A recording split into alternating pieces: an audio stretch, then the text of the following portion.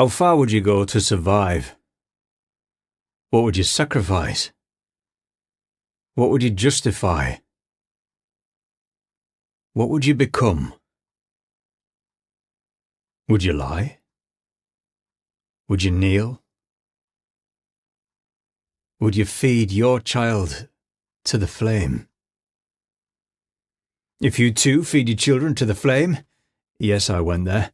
Check out Pantheon, our brand inspired by myths, legends and folklore, which are pulled wide and are rated excellent on Trustpilot. Link in the description.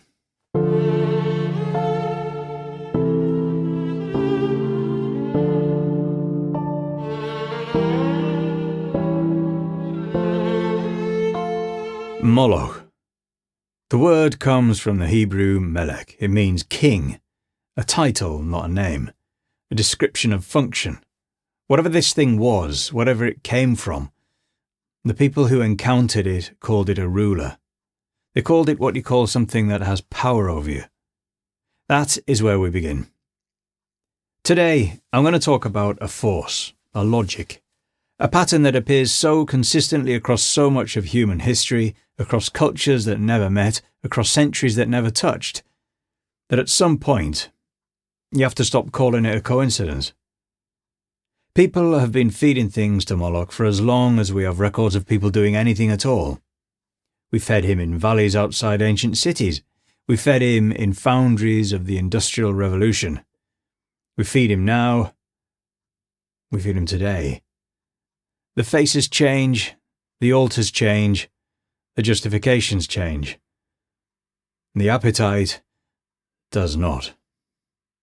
To understand Moloch, we have to go to a valley, a narrow ravine that runs along the southern and western edges of Jerusalem, deep enough to cast long shadows in the afternoon, quiet enough that you could hear what happened there whether you wanted to or not. The ancient Hebrews called it Ge Ben Hinnom, the valley of the son of Hinnom. Nobody's entirely sure who Hinnom was, a landowner probably, someone unremarkable enough that history forgot everything about him except his name attached to a piece of ground. That ground would go on to mean something very different. The Hebrew Bible mentions this valley in the book of Joshua, matter-of-factly, as a geographical boundary between the tribal territories of Judah and Benjamin. Just a landmark, a place, but by the time of the kings it had become something else entirely. The prophet Jeremiah writes of the people of Judah building high places in the valley, of burning their sons and their daughters in the fire. King Ahaz, according to the book of Chronicles, burnt incense there. His grandson Manasseh caused his children to pass through the fire there. The book of Leviticus forbids it explicitly. The book of 2 Kings records it happening anyway. The site of these rituals within the valley was called the Tophet. Scholars believe the word comes from the Aramaic meaning of something like a fire pit or a place of burning. It was here, on this specific ground, that children were offered. And then something happened that tells you everything about how this place lodged itself into human history. King Josiah in the late 7th century BCE defiled Tophet deliberately. He made it unclean, unusable in an attempt to end what was happening there. It worked. For a time. But the valley didn't recover its innocence. In the centuries that followed it, it became a rubbish dump. The city of Jerusalem threw its waste there, the bodies of executed criminals, dead animals, refuse. Fires burned continuously to manage the accumulation.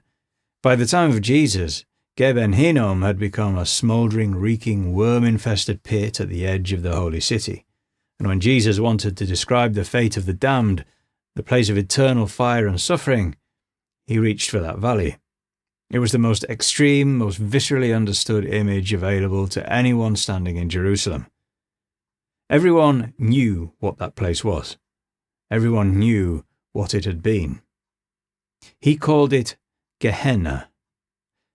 Now comes the question that the Bible raises and never fully answers. What exactly happened in that valley? This is where scholars divide. The phrase used most often in Scripture is that children were passed through a fire. Some scholars take this literally and completely. Children were burned. offered alive to the flames as a sacrifice to Moloch, the deity believed to inhabit or demand these offerings. The horror is exactly what it appears to be. Others are less certain. They argue that passing through the fire may have described an initiation ritual, a ceremony in which children moved between two lines of flame without being harmed, a consecration rather than a killing. They point to the fact that the Bible writers were hardly neutral observers. The Israelite prophets who described these practices were doing so in order to condemn them, to draw the sharpest possible boundary between the worship of Yahweh and the worship of foreign gods. Polemical writing exaggerates, it always has. There is also the question of who Moloch actually was. The name, as we established, comes from Melech, meaning king. But a title is not an identity. Some scholars believe Moloch was a strict Canaanite deity, with his own mythology and cult. Others argue that he was simply an epithet for Baal, the storm god who was already chief rival to Yahweh in the prophetic imagination. The prophet Jeremiah uses names almost interchangeably when describing what happened at Ben Hinnom. There is also a compelling argument that Moloch is connected to an underworld deity called Malik, the equivalent of the Mesopotamian god called Nergal, ruler of the dead, a god of the underworld worshipped in the valley that would become the word for hell. The geography fits. We don't resolve this. The uncertainty is part of the story. What we can say is that by the time we reach Carthage, the uncertainty becomes harder to maintain.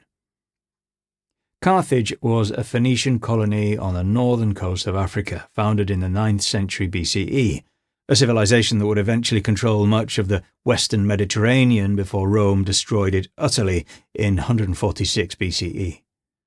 The Phoenicians were the maritime descendants of the Canaanites. They carried their culture, their language, their gods, and apparently their rituals with them everywhere they settled. In the early 20th century, archaeologists began excavating a site on the outskirts of ancient Carthage. What they found was a sacred enclosure, a Tophet, covering, at its peak, an area larger than a football field, built up over centuries in 9 distinct layers of use, thousands of them buried beneath inscribed stone stelae, each one containing the cremated remains of young children, sometimes mixed with the bones of animals.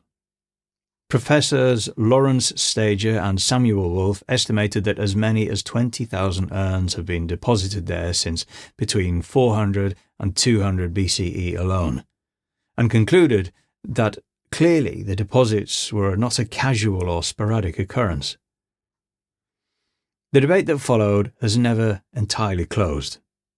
Some researchers argued that the Tophet was simply a cemetery for infants who had died naturally, that a civilization being written about exclusively by its enemies, the Greeks and Romans who defeated and dismantled it, was a civilization vulnerable to the worst possible propaganda.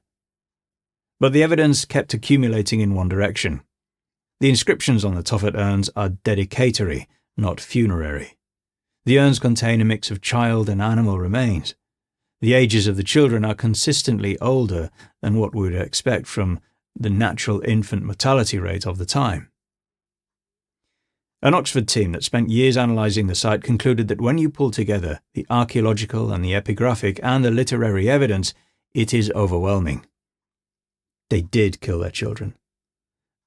And on the evidence of inscriptions, not just as an offering for future favours, but fulfilling a promise that had already been made. 20,000 urns. Now we have to ask a question that is more uncomfortable than whether it happened. Who decided?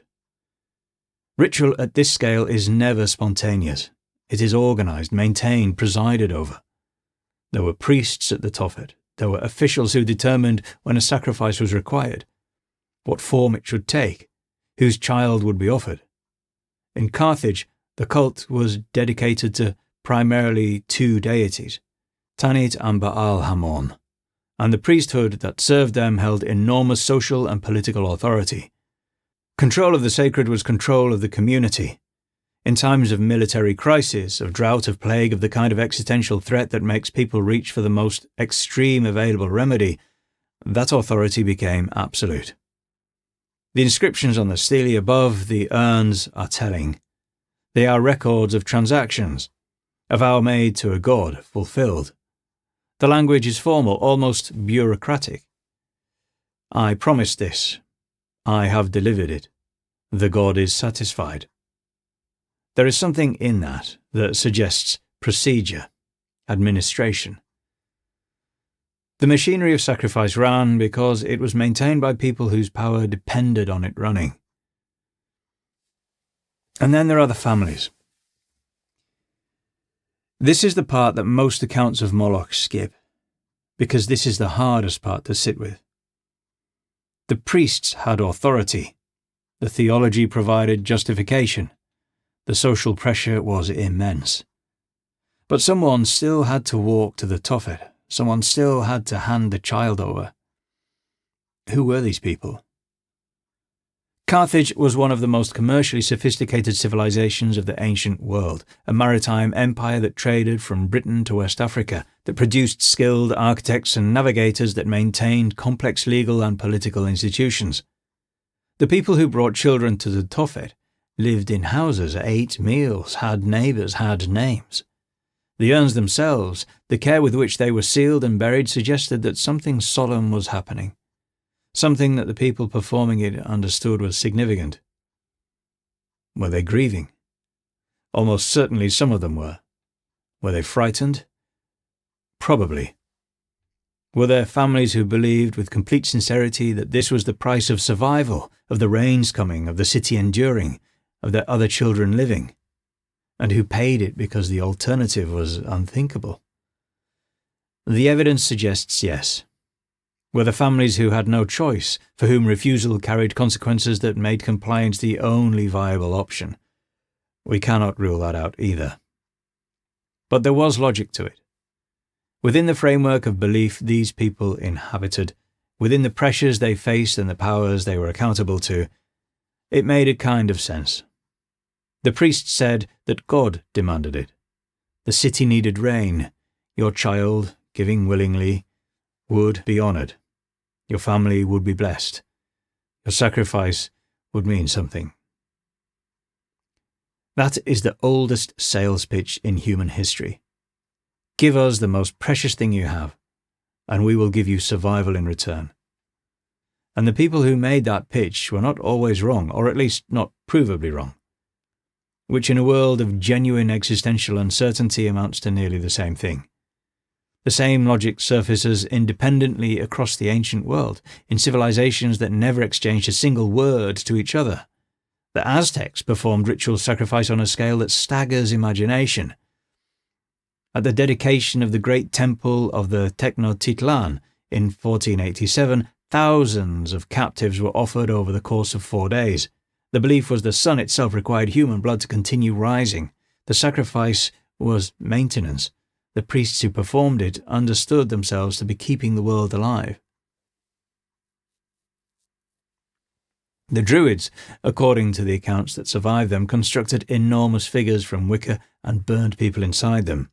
The details are disputed, the sources hostile, but the pattern is consistent with what emerges everywhere else. Extreme pressure produces extreme offering. Why does this keep happening? Across cultures that never met, across centuries that never touched. Human beings under sufficient existential pressure arrive at the same conclusion: that the forces governing the world require the ultimate price, that survival demands the ultimate cost. The Hebrew Bible contains a story that sits at the exact center of this question. A man named Abraham, the founding patriarch of the Israelite tradition, is commanded by God to take his son Isaac, his only son, and offer him as a burnt offering on a mountain in the region of Moriah.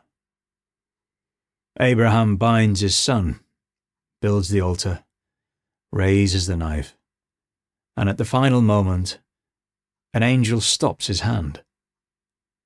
A ram caught in a thicket nearby is sacrificed instead. Isaac lives.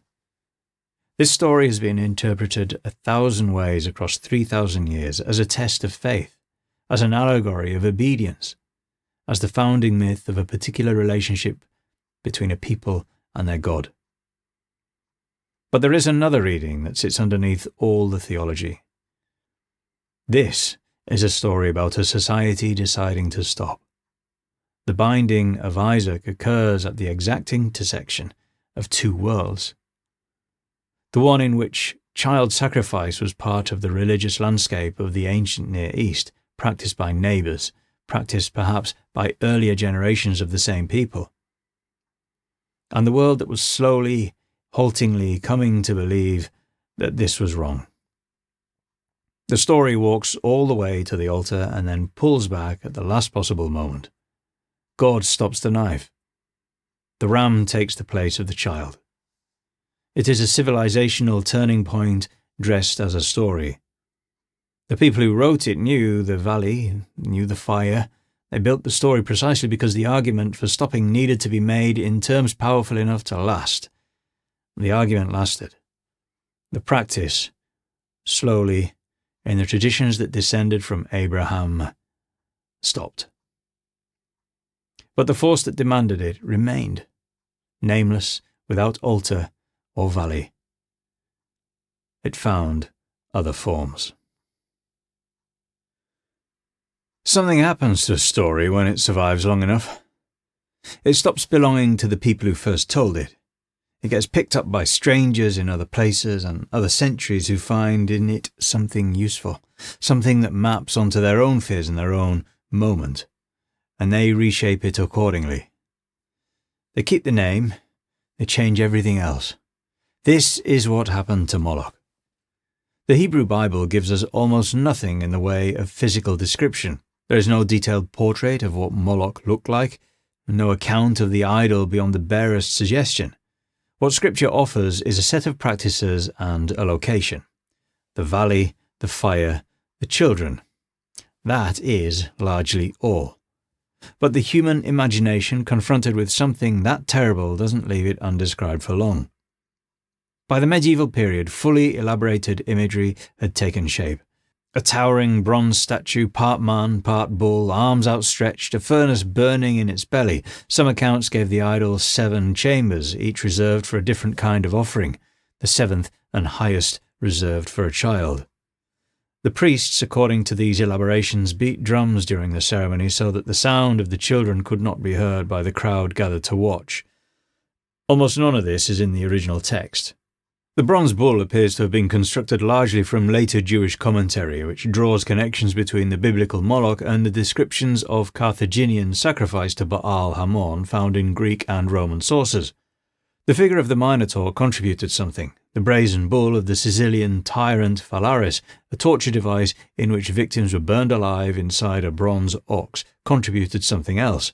The 7 chambers came from the Talmudic commentary. The drums may have come from a single interpretation of a verse in Isaiah that was never meant to describe this ritual at all. What emerged was something more powerful than history, an image, vivid, total, and horrifying, and it was this image that Western imagination carried forward. The great literary inventor of that image was John Milton. In 1667, Milton published Paradise Lost, his epic account of Satan's rebellion against God and the fall of man. It is one of the most ambitious poems in the English language, and to write it, Milton needed to populate hell with a full hierarchy of demons. He reached into the catalogue of gods condemned by the Hebrew prophets, and there he found Moloch. He describes him as a horrid king, besmeared with blood of human sacrifice and parents' tears. In the hierarchy of hell, Moloch is the first rebel to rise from the lake of fire, the strongest and the fiercest spirit. When the fallen angels convene their council to decide what to do next, it is Moloch who speaks first. His argument is blunt. Attack heaven again, directly, whatever the consequences. He would rather be annihilating and fighting than endure the humiliation of defeat. Milton's Moloch is pure aggression, the advocate for war at any cost, the voice that would sacrifice anything and everyone, including himself, in the service of an unwinnable demand. In Paradise Lost, he represents the part of us that would rather burn than yield. Milton's version became enormously influential. The image accumulated weight across the centuries. By the 19th century, that weight had become available to secular writers working in an entirely different register. Gustav Flaubert spent years researching what would become his 1862 novel Salammbô, a historical fiction set in ancient Carthage during the Mercenary War. He consulted every available classical source. He was obsessive about the details. The novel that emerged was spectacular, lurid, and deeply strange. Sensuous and violent in equal measure, it conjured ancient Carthage as a fever dream of excess, ritual, and brutality. The centerpiece is its depiction of the sacrifice to Moloch. Flaubert describes a bronze statue 7 stories high, arms angled downward over a pit of fire. The priests receive the children. The crowd watches. The drums beat. The fire rises. It is written with a kind of terrible beauty, simultaneously horrifying and hypnotic. More than any other single text, Salammbô fixed the spectacular sensory image of Moloch in the modern imagination. When people picture the ancient ritual today, they are most often picturing Flaubert's invention. The novel gave the image completeness and a vividness that centuries of scholarship never could. 40 years later, that image found its way to cinema. Fritz Lang's Metropolis, released in 1927, is set in a vast futuristic city absolutely between those who rule and those who work. The wealthy live above, in towers and in pleasure gardens. The workers live below, in underground halls, operating enormous machines that keep the city running. In the machine halls, the protagonist witnesses an explosion that kills and injures numerous workers and has a hallucination that the machine is a temple of Moloch and the workers are being fed into it. Lang renders this in purely visual terms. The machine transforms. Its upper section becomes a vast open mouth. The workers march into it, shuffling, exhausted lines, the same way they march into the elevators, the same way they have always marched. Blindly, without the hope of choice. The hallucination lasts only moments before reality reasserts itself, but it reframes everything. The machine is an appetite, and the workers, they are offerings. Then came the poem that changed everything.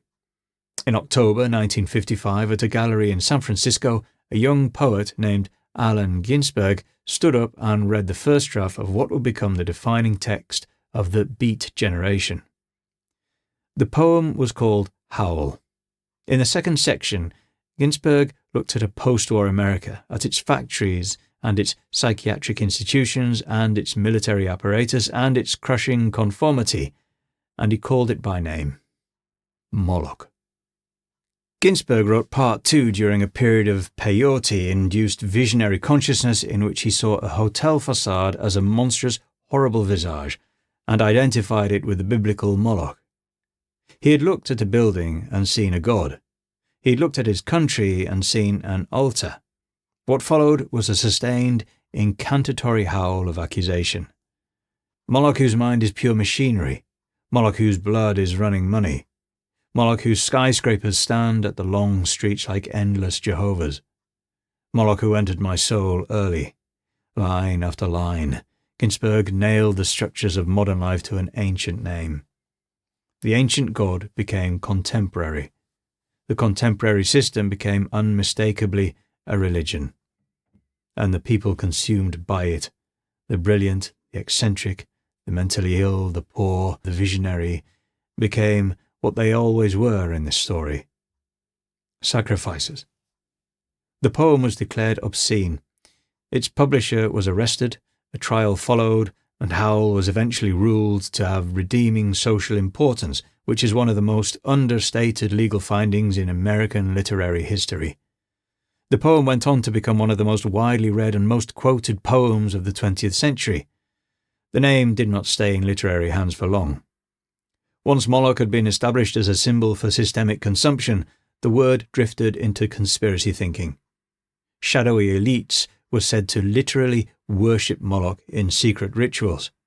Every perceived injustice could be attributed to the deliberate machinations of a Moloch-serving cabal. The symbol that Ginsberg had once used to describe a structure, a logic, a pattern with no individual author was collapsed back into the oldest and most familiar of explanations.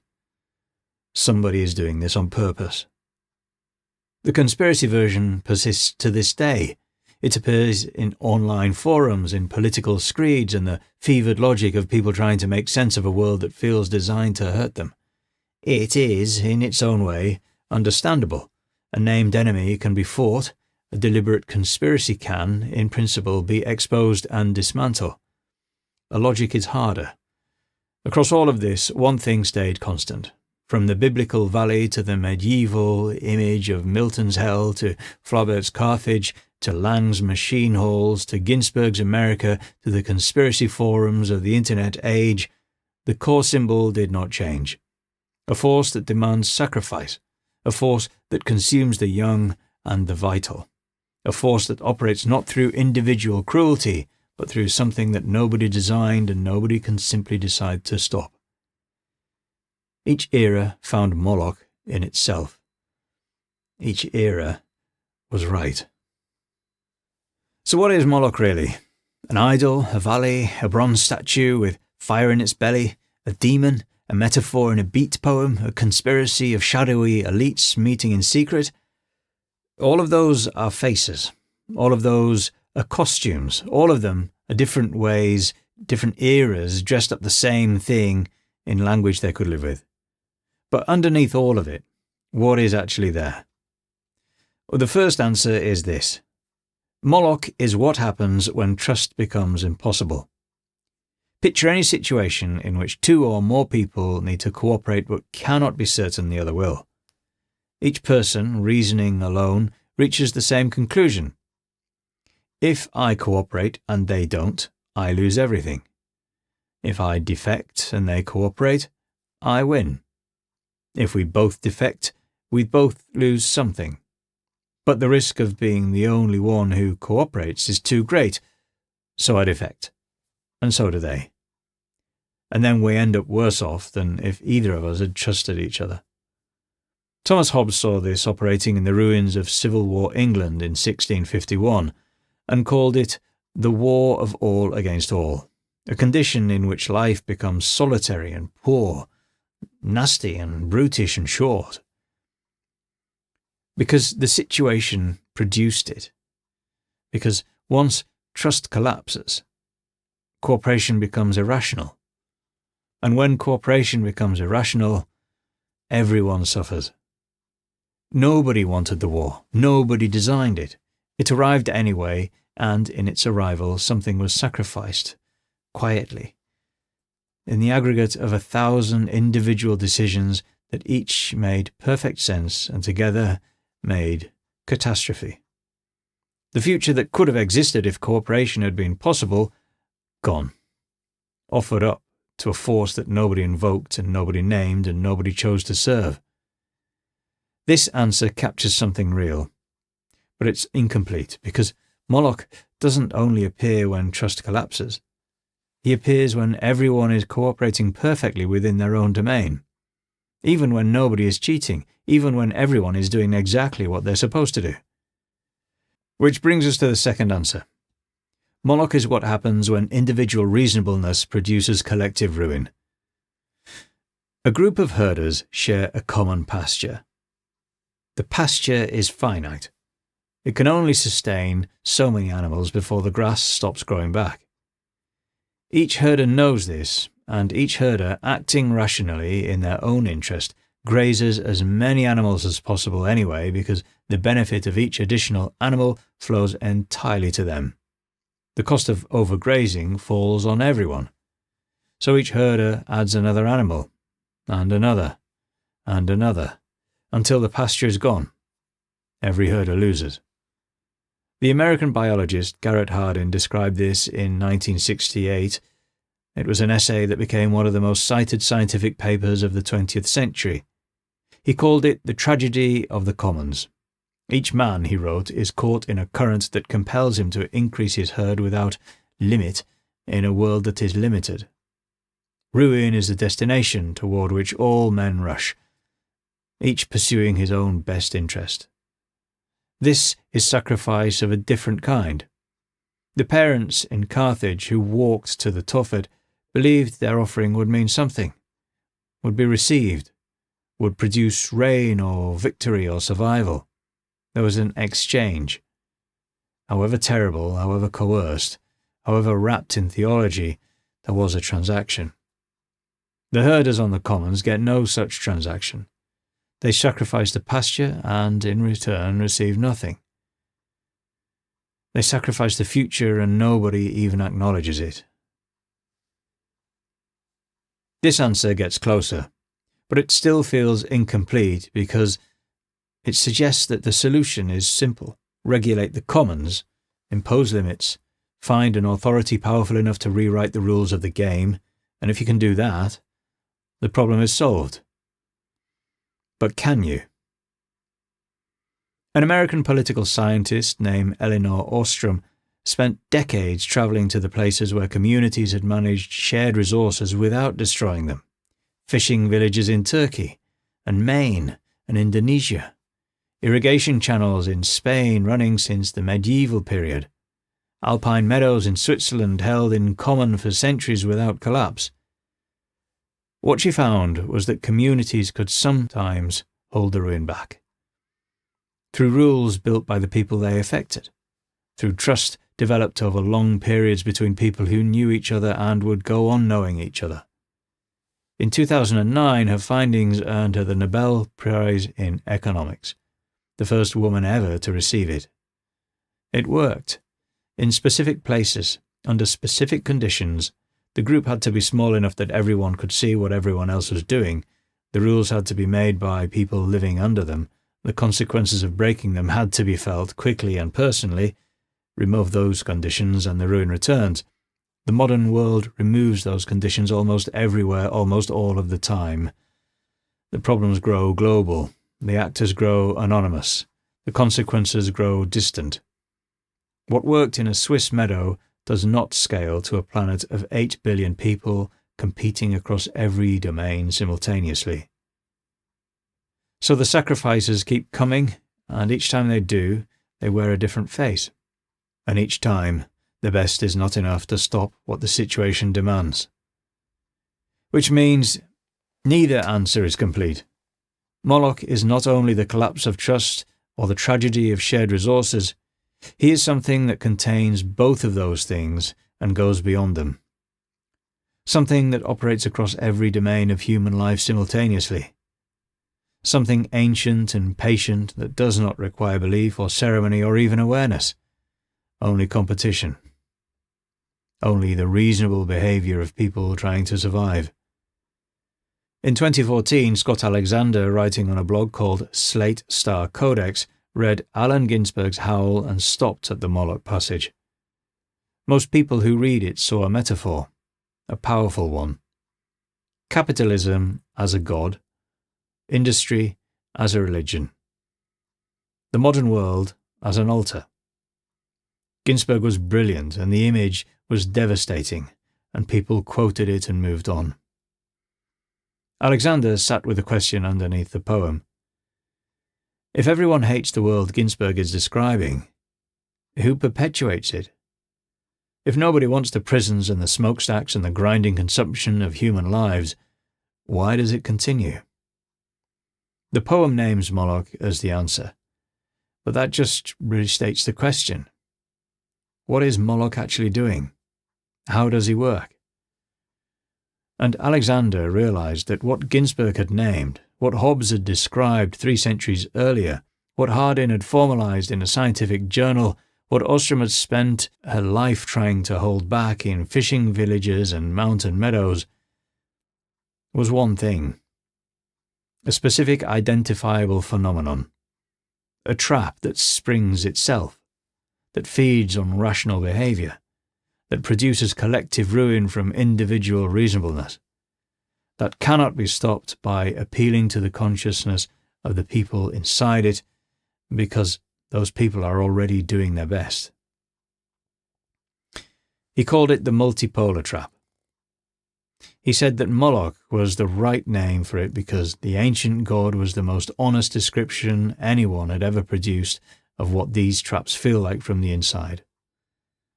A demand that cannot be refused, a price that must be paid, a sacrifice that the situation makes inevitable regardless of what the people inside it want or believe or value. The ancient worshippers in the valley and the herders on the commons and the superpowers in their arms race were all, in Alexander's reading, doing the same thing. Feeding something. Continuously. Automatically. Sacrificing what was most precious. Children. Land. Treasure. Time. The future. To a force that demanded it through the cold arithmetic of survival. That is what Moloch is. A god that nobody worships but everyone serves, that requires no priests and no fire, that summons itself from the shape of the competitive situations and the decisions of the people caught inside them, that has been receiving offerings since the first human beings found themselves in competition with each other and discovered that the situation demanded a price they had not agreed to pay. None of them had chosen to feed him. All of them had fed him anyway. Which brings us now to the only question that matters.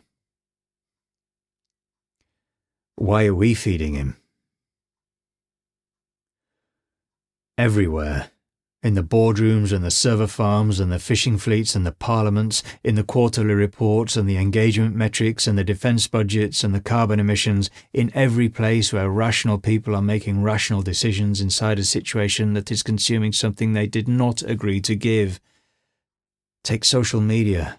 The platforms were built to hold attention, and the thing that held attention longest, the thing that kept the data confirming, was content that made people feel something sharp. Anger, outrage, contempt, fear. So the algorithms surfaced more of it, each platform competing with every other for the same finite hours of human attention, each one tuned to find whatever produced the strongest response and show people more of that thing. No engineer chose a polarized society. The incentive was engagement. Engagement meant revenue. Revenue meant survival in a market where every competitor was making the same calculation. The outrage was the byproduct. The sacrifice nobody intended and everybody made. What is being consumed here is attention. The human capacity to think slowly, to sit with complexity, to tolerate ambiguity, to change your mind. Ground down daily by 1,000 individually reasonable decisions made by people trying to keep their platforms alive in a market that rewards the thing that works and punishes everything else. Climate change is the purest version of this the world has ever produced. Every nation understands what is happening. The science has been unambiguous for decades, and every nation acting in its own interest continues to emit, because decarbonizing unilaterally means accepting economic costs your competitors will not share, because the benefit of your restraint is distributed across the entire planet while the cost falls on you alone. No government wants the floods and the droughts and the displacement. They want their economy to survive. The ordinary desires of people inside a situation that offers no good options, only less bad ones. What is being sacrificed is the future, the conditions that make human civilizations possible, taken by the shape of the game from people who never agreed to give them. And then the oldest one, still running, has never stopped. Arms races begin with fear. One nation builds because another has something it doesn't, or might soon. The response is always the same. Build. The other nation sees this and builds more. Neither wanted war. Both end up less safe than before they started. The people in Carthage walked to the top of it because the situation demanded it, because the priest said that God required it, because the city needed rain and someone had to pay the price. We do not walk to a valley. We make our offerings through the screens we look at and the food we buy and the politicians we elect and the emissions we produce and the weapons built in our name. Through the 10,000 ordinary decisions of people trying to survive inside a world whose demands was set before we arrived. Can Moloch be defeated? Probably not. Not completely, not permanently. Every institution built to contain him is subject to him.